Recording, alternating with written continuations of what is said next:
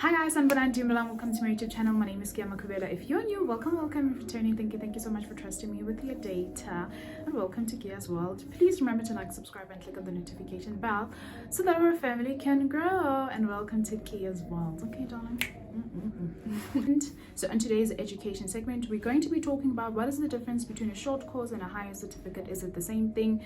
Can you use a short course to apply for a formal qualification? Okay, so the answer is a short course and a higher certificate are not the same thing, although a lot of people think that it is essentially the same thing, but it's not. Okay, so this will vary from one institution to the next, but I'm going to be talking about universities, which is public universities, and registered private colleges or private universities. So universities that have registered and are recognized by the SAQA, which is the South African Qualification Authority, which mainly acts as a legislator of higher education and training qualification.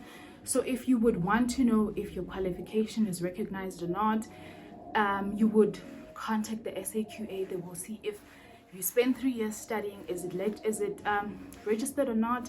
The higher institution that you want to study at, is it registered or not. So basically it works as a governing body for higher education qualification. So a short course is not a formal qualification. So the reason I'm doing this video is so that people may have informed decisions when they are choosing their courses in university. The misconception that people have, they think that a short course is equivalent to a higher certificate, of which it's not.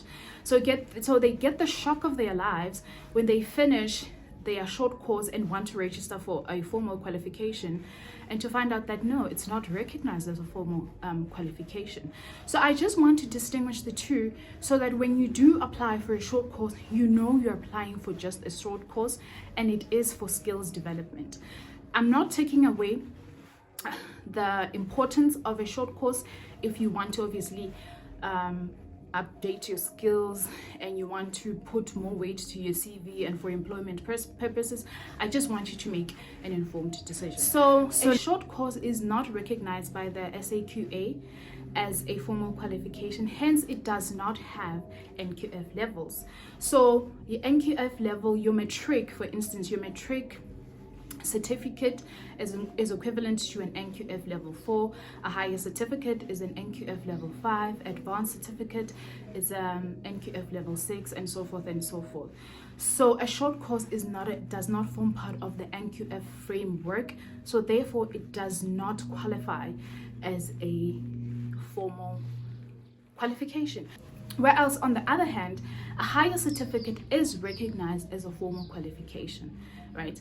So that's why I tell people, if you want to study for a bachelor's degree or for a diploma, and your matric results were not so good, but your APS is 18, and you want to apply for a bachelor's degree or a diploma, you can use the higher certificate route. A higher certificate is an entry level formal qualification. Don't let people lie to you. Don't let people confuse you. Don't let people shame you and telling you, oh, you're just doing a higher certificate. It's not a qualification. It is a formal qualification in its own right. It's NQF level 5. Okay, so the reason why I also wanted to explain the difference is with a short course, if you complete your short course, I'm going to be referencing UNISA, for instance, right? So suppose you applied for a short course at UNISA.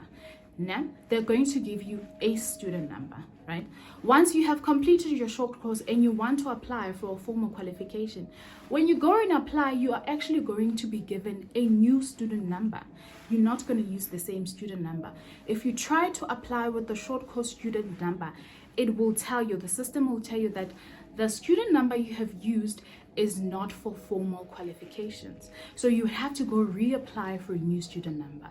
Whereas if you applied for a higher certificate and you've completed your higher certificate at UNISA and you want to apply for a bachelor's degree now or a diploma, you can still use the same student number. So you'll use the same student number from a higher certificate a degree or a diploma, a postgrad, and so forth and so on. That goes to show you the difference between a short course and a higher certificate. Okay, so I want you guys to make informed decision. When I tell you guys, please go apply for a higher certificate, people went and applied for a short course. And that's not what I said. I said go apply for a higher certificate, because a higher certificate is a formal qualification and a short course is not a formal qualification. There are short courses that have a bit of weight than others. For instance, if you want to go into the financial advisory industry, maybe you want to go into insurance, for instance, and you have matric, you don't have a formal qualification, an RE5 short course certificate will enable you to get into the financial advisory industry. So it holds weight, because now companies are being regulated and legislated that if you're a financial advisory company, you have to, the representative that you have that give financial advice, they have to have an RE5 certificate. So I'm not taking away the importance of a short course. I'm just simply giving you guys the difference so that when you make a decision, you know that you're making an informed decision. And also, I'm just going to show you side by side the difference. So this is a certificate in the law faculty. This is the certificate.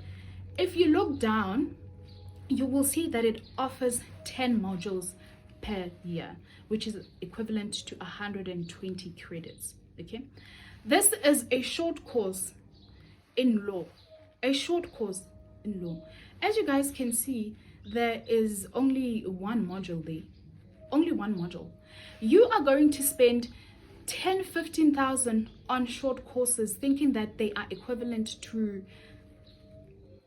formal qualification, to only find out that they're not, you know. So you need to make sure that you choose the correct course and you know the implications of choosing that kind of course that you want to study. Stop studying for things for the sake of studying. When it comes to your academics, when it comes to your career, you need to be very intentional about it. Don't just register for the sake of registering. Don't just apply for the sake of applying, because then you're making misinformed decisions. You're going to spend 15,000 on a course that only has one module, where you could have applied for a higher certificate and it will enable you to further your study decision. So now you know that if you want to study further using the certificate that you want to use, you have to apply for a higher certificate. Okay, in my next video, I'm going to be talking about how to check if your qualification is recognized or not, how to check if the university or the college you're applying to is registered or not. So I'm going to give a bit more information in my next video, but for now, this was just all about distinguishing the difference between a short course and a higher certificate. So yeah, I really hope this information helps someone out there, and until next time, I'll say toodles.